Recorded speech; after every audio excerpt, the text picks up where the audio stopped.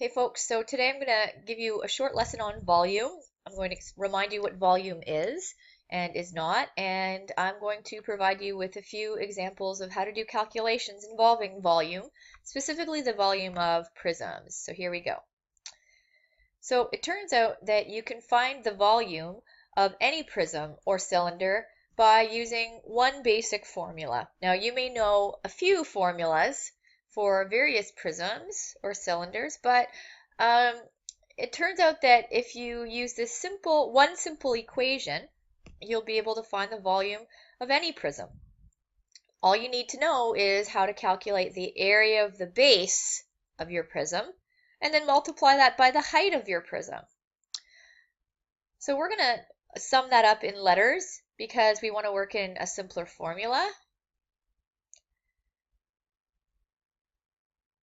Here's our formula written in letters. So V representing volume, B representing the area of the base. So notice that I've capitalized the B, meaning that it's the base of that whole prism, okay, not the base of a triangle.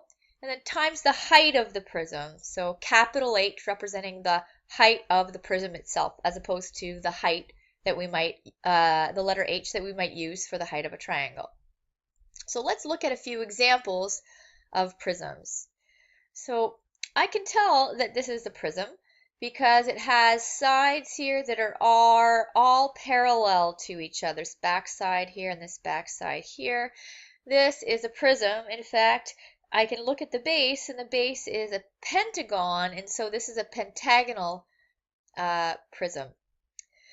And so I can calculate the volume of this prism, the amount of space that it takes up, by calculating the area of this base and multiplying it by the height of the prism itself, if I had a decent formula for the base of that pentagon.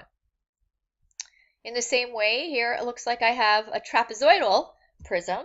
The base is a trapezoid, and so if we were to look up the formula that we used for the area of a trapezoid, and we multiplied that by the height of this prism right here, then we'd be able to calculate. So here I have a rectangular prism. So I look at the base of this object, and it's a rectangle, right? And so let's look at the basic formula and then go from there to develop a more specific formula. Okay, so the volume of any prism is going to be the area of the base. And in this case, the base just happens to be a rectangle. And so we know that if we take the length and the width of that rectangle and multiply them together, then that will give us the area of that base.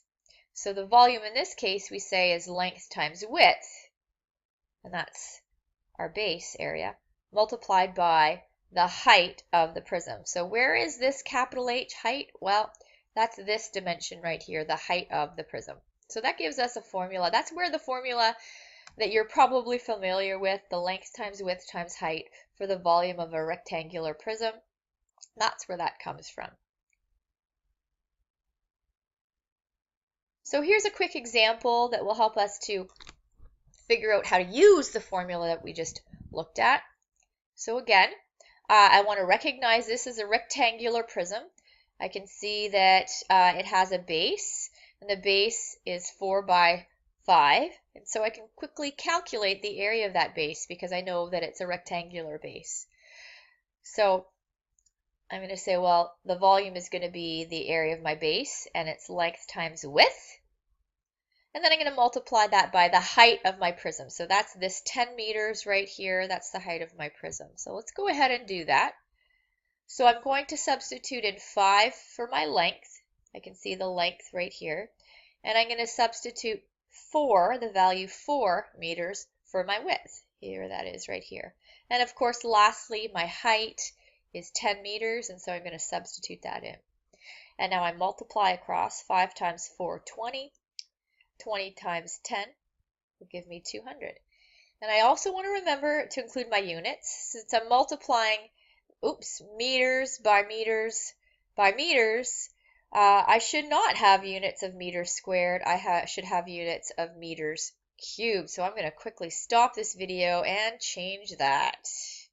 So catastrophe averted here, people. I've changed it to meters cubed. Remember, I'm multiplying a meter times a meter times a meter, and that gives me meters cubed. Hopefully that example made sense, and you'll be able to use that to help you with your second worksheet. All right, so in this case, instead of having a rectangular prism, I have a triangular prism. My base is a triangle. And so I'm going to use the same strategy as in the last two questions. I'm going to find my volume by taking the area of the base and multiplying that by the height of my prism. So in this case, the area of my base happens to be the area of a triangle. And so I need to remember a few things about how to calculate the area of my triangular base. So I need to remember that I have to take my base and multiply that by the height of this triangle here. And notice that I've used a small h here, and that's just to differentiate it from the actual height of my prism, okay, which is this distance right here across here. So that base, the formula for the base of my triangle, of my prism rather, is 1/2 base times height, and then times the height of the prism itself. So the area of the triangle itself is 1/2 base times height. Okay, this little h meaning the height of the triangle. And then I'm going to multiply that by the big H, the height of my prism. All right, so let's put that example into practice. Okay, so here I can tell by looking at this that I have a triangular prism. My base right here is a triangle, and I'm given some different dimensions. I don't know that I'll need all of it, but I'm going to go ahead and try to work this out. So in this case, again, I've recognized that my base is a triangle, and so I need to use the formula for the area of a triangle, and that's 1/2 base times height. So in this case, my base of my triangle, my triangular bottom of my prism, is 4 centimeters, and the height of my triangle is 3 centimeters. And so I'm going to be able to substitute those in for little b and little h. Now what am I putting for big H? Well, that should be 11 because the big H represents the height of that prism.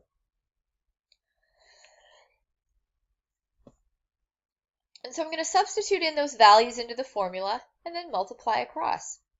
So 1/2 times 4, well, half of 4 is 2. Then times 3 will give me 6. And 6 times 11 will give me 66. And that's 66 square or cubic centimeters, because again, I'm multiplying centimeters by centimeters by centimeters. All right, let's move on to our last example. That's cylinders. So a cylinder is sort of like a prism in that the sides, although there aren't really any real sides per se, but this becomes a big long tube that's not going to narrow or widen at any point. So I'm going to consider it to be sort of like a prism in terms of calculating its volume. So I want to remind you that when I'm looking at a cylinder, the base is a circle.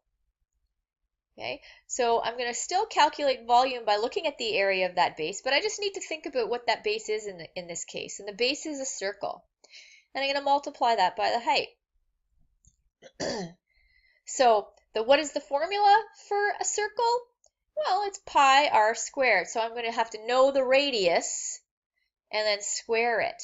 I'm going to have to get that out of my question. Now, you have a couple of choices with pi. You can either use the pi button on your calculator, or you can simply substitute in a reasonable estimate of that, and I usually use 3.14. So let's go ahead and do that. So with the following question. Now I've made this sort of tricky because in fact I haven't given you the radius, but we'll talk about that in a second. So I can see that the base of my cylinder is a circle, and that the circle itself has a diameter of 16. So you may remember that I can always get the radius if I know the diameter. The diameter is the line that goes right across and through the center of that circle. And if I take half of that diameter, that will give me my radius. So we use the simple formula d is equal to 2r. So 2 times the radius is equal to my diameter. So if the whole distance is 16, that tells me that halfway will be 8. So my radius in this case is 8. So substituting the value that I have for my radius and for the height of this prism, I can get my final answer. And it turns out that that works out to be 4,222 units cubed. And I didn't tell you how to round that, so it's fair to round that into whole numbers and to leave it as that. Again, any question that does not tell you the specific units of measurement, you can just put in the word units because we don't know them. And because it's volume, we have units times units times units, which will give us units cubed. Hope this video helps you. Hope this video helps you to understand what your the worksheets today and to work through them. And if you have any questions, you can ask me on Wednesday.